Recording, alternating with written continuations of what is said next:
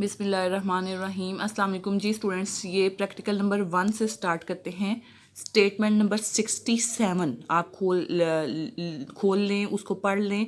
ये हम practical start करने लगे हैं। प्रैक्टिकल नंबर 1 आपने इस तरह से कॉपी में प्रैक्टिकल नंबर 1 लिखना है और आगे यहाँ पे स्टेटमेंट लिखनी है। ये मार्कर से आपने लिखना है ये दोनों, ठीक है। और यहाँ पे अंदर बेशक आप पॉइंटर किसी से लिख लें। यहाँ पे पूरी स्टेटमेंट लिखनी है आपने, फिर सोल्यूशन ये भी मार्कर से लिखना है, ऑब्जर्वेशन मार्कर से। अब इस प्रैक्टिकल में क्या पूछा गया है? इस प्रैक्टिकल में पूछा गया है कि आप रैंडम नंबर के पहले 2 डिजिट लेते जाएं। 30 ऑब्जर्वेशंस लेनी है आपने। अब रैंडम नंबर से कैसे हमने पहले 2 डिजिट लेने हैं? ये आपके सामने रैंडम नंबर का टेबल है। ये आपकी बुक के पीछे भी मौजूद है या ये एक अलग से टेबल मिलता है, इसमें भी है। कोई भी रैंडम नंबर टेबल खोलें आप, उसमें वो कह रहे हैं कि पहले 2 डिजिट, जैसे पहले 93 है, 31 है। तो ये देखें ज़रा, मैंने यहाँ पे सीरियल नंबर 1 2 3 4 5 6 7 8 9 10 जगह ख़त्म हो गई थी। आगे 11 12 13 20 तक और फिर 30 तक 30 ऑब्जर्वेशन लेने का कहा गया है। तो मैंने ये 30 सीरियल नंबर लिखती हैं। इसके बाद ऑब्जर्वेशन हमारी क्या होगी? वही जो रैंडम नंबर टेबल से 2 डिजिट हम उठाते गए हैं। ये देखें 93 31 92 95 39 11 77 31। देख रहे हैं आप, पहले 2 डिजिट तरतीब से मैं उठा के यहाँ पे लिखती गई हूँ। ये सारे आपके 10 हो जाएंगे। यहाँ पे ये सारे यानी कि तरतीब से आपने पहले 2 डिजिट उठा के लिखते जाना। ये आपकी ऑब्जर्वेशंस बन गई हैं। अब कहा क्या गया है, क्वेश्चन स्टेटमेंट पढ़ें, उसमें लिखा है कि इन ऑब्जर्वेशन की आपने मीन और वेरिएंस निकालना है। मीन का फार्मूला क्या होता है? Summation x over n. आपने समेशन एक्स का मतलब है कि जितने भी एक्स के कॉलम है, ये एक्स का कॉलम है, ये एक्स का कॉलम है, ये इन तीनों कॉलम्स को जमा करके यहाँ पे लिख लें। इधर डिवाइड बाय 30 करेंगे, डिवाइड करेंगे तो आपके पास मीन का आंसर आ जाएगा। ये आपने खुद सॉल्व करना है। स्टैंडर्डेशन भी पूछा गया है, इसका ये फार्मूला है। अब देखिए, इसमें हमें समेशन एक्स स्क्वायर चाहिए। यहाँ पे तो एक्स का कॉलम है, हमें एक्स स्क्वायर का कॉलम हमारे पास नहीं है। अब चाहें तो यहीं पे बना लेते, एक्स स्क्वायर का कॉलम पहले ही जगह छोड़ देते, या यहाँ पे नीचे एक्स की यही वैल्यूज़ तरतीब से दोबारा लिख ली और एक्स स्क्वायर का कॉलम बना लें। 93 का स्क्वायर करके यहाँ लिख लें, 31 का स्क्वायर करके यहाँ लिख लें, 92 का स्क्वायर करके लिख लें। इस तरह आपके पास एक्स स्क्वायर का कॉलम कंप्लीट हो जाएगा और एक्स स्क्वायर के कॉलम का लास्ट में आप टोटल कर लें, सम कर लें। वो आप यहाँ पे पुट करें, summation x square divide by 30 minus ये पूरा का पूरा, तो ये मीन का जो रिजल्ट निकला है उसका स्क्वायर करके लिख लें। इसको सॉल्व करें, स्टैंडर्डेशन का आपका एक आंसर आ जाएगा। आई होप यहाँ तक आप कंप्लीट कर लेंगे। ये प्रैक्टिकल का हाफ पोर्शन था और ये इंपॉर्टेंट क्वेश्चन है। अच्छा जी, अब फॉर एग्जांपल ये मैंने ट्रू वैल्यूज़ नहीं लिखी, मैंने खुद से मीन और स्टैंडर्डेशन के आपका जो रिजल्ट आएगा आपने वो यहाँ पे लिखना है। मैंने खुद से ये लिख लिया कि शायद मीन का रिजल्ट 55 आया हो और स्टैंडर्डेशन का 10, लेकिन आपने जो आपका ठीक रिजल्ट होगा वो लिखना है। इसके ज़रिए से आंसर्स ठीक नहीं आएंगे, लेकिन खैर मैंने नेक्स्ट प्रोसीजर इन्हीं 2 आंसर्स को जो खुद से फेक मैंने लिखे हैं इन्हीं को कंटिन्यू किया है। आप चेक कर लें, प्रोसीजर चेक कर लें, बाकी आप अपनी वैल्यूज़ पे काम करें जी।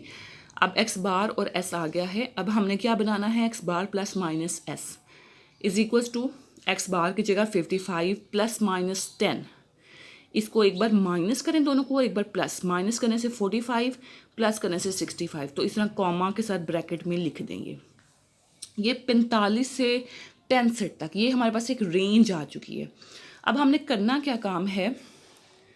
हमने number of observations lying between x bar plus minus S, हमने अपनी जो खोल ली जो हमारे पास एक्स का कॉलम जो ऑब्जर्वेशंस मौजूद थी, इसमें जाके देखना है कि हमारी 45 से 65 तक की रेंज में कौन कौन सी वैल्यूज़ आ रही है। 93 आ रही है? नहीं, 45 से 65, या मैं यहाँ पे लिख लेती हूँ छोटा सा ताकि आपके जहन में रहे।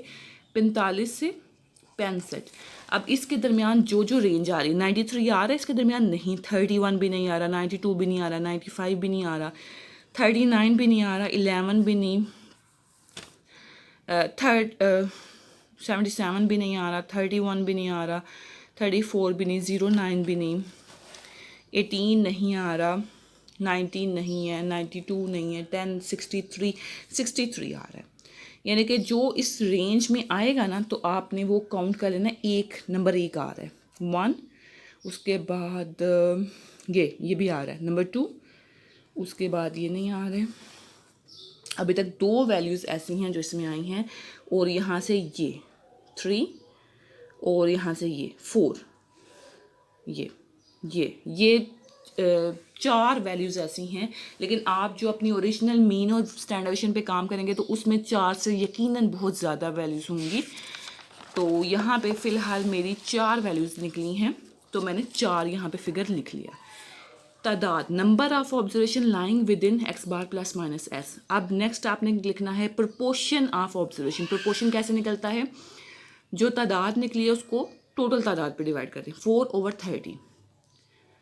नेक्स्ट है जी स्टेटमेंट है परसेंटेज।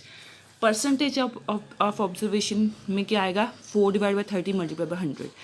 तो इसको सॉल्व किया तो ये 13.33% निकल आया। आई होप आपको समझ आ गई इस प्रोसीजर की। अब सेम पैटर्न पे ये हमने काम किया था x bar plus minus S के लिए, अब हमने काम करना है X bar plus minus 2s के लिए। आप देखें इधर 55 प्लस माइनस 2, मैं बार बार कह रही हूँ आपने एक्स बार और एस की अपनी वैल्यूज़ यूज़ करनी है, ये फेक वैल्यूज़ यूज़ नहीं करनी, इससे रिजल्ट भी ठीक नहीं आए। यहाँ पे 13 नहीं, काफ़ी बिगर, तकरीबन 65 के करीब इधर आंसर होना चाहिए आपका। है इसमें जब 55 प्लस माइनस 20 किया, रेंज क्या निकलेगी, माइनस और प्लस करने से 35 से 75। नंबर दोबारा से अब नंबर ऑफ ऑब्जर्वेशन काउंट करनी है पीछे जाके। अब आपके पास रेंज है 35 से 75। अब देखें 35 से 75 तक कौन कौन सी वैल्यूज़ लाइक आ रही हैं, ये नहीं, ये नहीं, ये नहीं, ये आ रही है 1। समझ अब आपको आ गई है। तो इस ऑब्जर्वेशन में से मैंने काउंट किया तो 5 ऑब्जर्वेशन थी, number of observation 5। Proportion of observation किया तो 5/30, परसेंटेज ऑफ ऑब्जर्वेशन किया तो 5/30 मल्टीप्लाई बाय 100, ये निकल आई है 16.67%। Next x bar plus minus 3s के लिए क्या करेंगे, 3 को जब 10 से मल्टीप्लाई किया 30, इसमें रेंज 25 से 85, 25 से 85। अब इसके अकॉर्डिंग आपने number of observation lying with in x bar plus minus 3s यहाँ पे आपने खुद काउंट करके लिखना है। Next proportion of observation same pattern पे डिवाइड बाय 30 और मल्टीप्लाई बाय 100 करके। ये यहाँ तक तो प्रोसीजर्स हमने जो खुद हमारे पास ऑब्जर्वेशन थी उसके अकॉर्डिंग किया। Now for normal distribution. अब प्रॉपर्टीज़ में आप ये पढ़ चुके हैं तीनों स्टेटमेंट्स कि property of x greater than equals to mu plus minus sigma, उसकी क्या होती है 68%। जो म्यू प्लस माइनस 2 सिग्मा होता है उसका होता है 95.45, और म्यू प्लस माइनस 3 सिग्मा का है 99.73। ये तीनों के तीनों हमने कहाँ से लिखे हैं, हमारी बुक में पीछे प्रॉपर्टीज़ में लिखे हुए हैं। ठीक है, अब इन 3 फिगर से हमने अपने रिजल्ट्स को कंपेयर करना है। आपके वैसे तो रिजल्ट्स यहाँ पे देखें, पहले का 13 निकला है, दूसरे का 16 निकला है, और तीसरे का भी यकीनन कुछ ऐसा निकला होगा, लेकिन यहाँ पे रिजल्ट्स काफ़ी बड़े हैं। तो ये चूँकि मैंने फेक वैल्यूज़ यूज़ की हुई थी इसलिए हमारे रिजल्ट्स ये छोटे छोटे निकले हैं, अदरवाइज़ तकरीबन आपके ना इन वैल्यूज़ के करीब ही निकलेंगे इंशाल्लाह। फिर आप लिख देंगे over results are approximately same as original, so approximately normal distribution. यहाँ पे ये हमारा पहला प्रैक्टिकल हो गया कंप्लीट जी। अभी आ जाए आप नेक्स्ट सेकंड प्रैक्टिकल पे, जो कि स्टेटमेंट नंबर 69 हम यूज़ करने लगे हैं। अब same pattern, practical number 2 statement, ये पूरी स्टेटमेंट लिखनी है। सोल्यूशन, अब इस क्वेश्चन में गिवन इन्फॉर्मेशन है mu is equals to 200, sigma square is equals to 100, and sigma square अगर 100 है तो इसका अंडर रूट लें तो सिग्मा हमारे पास 10 आ जाएगा। एरिया पूछा गया, एरिया प्रोबेबिलिटी को कहते हैं, यानी कि पहले पार्ट में probability of x less then 214 है। अब z की x के साथ क्या रिलेशन है, z is equal to x minus mu और सिग्मा, यानी कि 214 minus mu 200 divide by sigma यानी कि 10। इसको सॉल्व किया, ये आ गया। अब इस पे क्या फार्मूला अप्लाई होता है, phi of a, phi of this one इसको जाके टेबल नंबर 9 में देखना है। 9 टेबल में बुक के पीछे खोलें, उसमें 1.4 को 0 में देखें तो ये आंसर आ जाएगा। सेकेंड पार्ट में पूछा गया है probability of x greater then 179। Same pattern पे 179 माइनस 200 डिवाइड बाई 10 ये निकले है। ग्रेटर के लिए आपको पता है हमारे पास फार्मूला होता है माइनस ए, तो माइनस ए फार्मूला है, ये माइनस इस फार्मूले वाले माइनस से कैंसिल होकर प्लस में बदल जाएगी। 2.1 को जाके टेबल नंबर 9 में देखें, ये आंसर आ जाएगा। थर्ड में देखें, ये स्टेटमेंट है, इधर भी -200 डिवाइड बाई 10 -200 डिवाइड बाई 10 ये दोनों आ गई।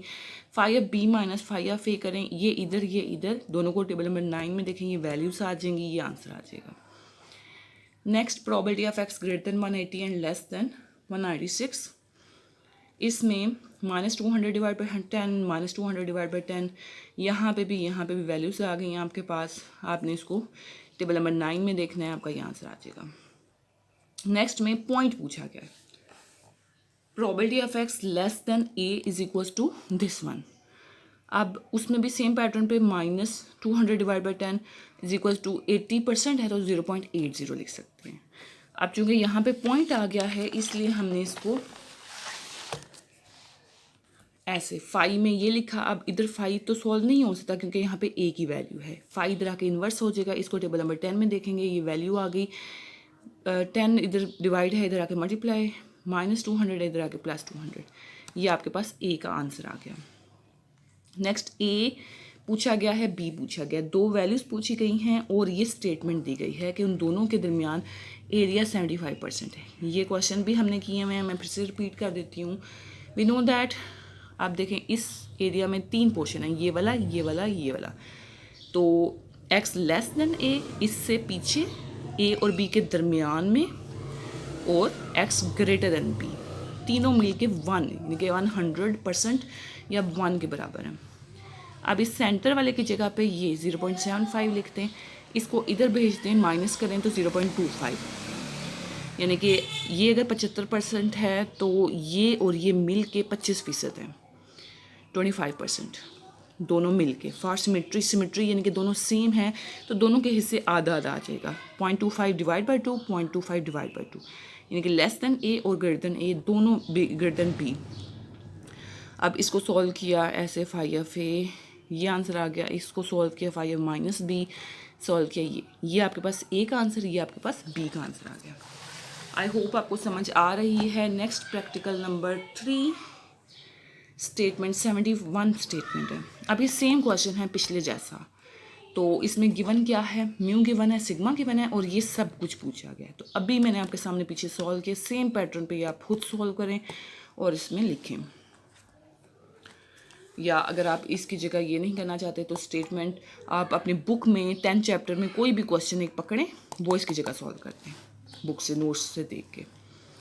जी, नेक्स्ट 72 स्टेटमेंट। अब जो आपने स्टेटमेंट सॉल्व किए वही यहाँ पे लिखनी है स्टेटमेंट में, ठीक है। नेक्स्ट प्रैक्टिकल नंबर 4 है, ये 72 स्टेटमेंट है। इसमें n गिवन है 2, बुक में स्टेटमेंट में 2000 है, लेकिन आप उसको 200 चेंज कर लें, उससे आंसर ठीक नहीं आता 2000 से। 200 म्यू गिवन है, सिग्मा गिवन है। फाइंड क्या करना है, नंबर ऑफ़ टीचर्स, तादाद टीचर्स की फाइंड करनी है, लेकिन प्रोबेबिलिटी पहले फाइंड करेंगे, फिर उसको कैपिटल एन से मल्टीप्लाई करेंगे तो तादाद निकल आएगी। अब ये फाइंड करना है, ये इसको 200 कर लें, 2000 पूछा हुआ है ना, 200 कर लें। Greater than more than 2000, more than 200 कर लें।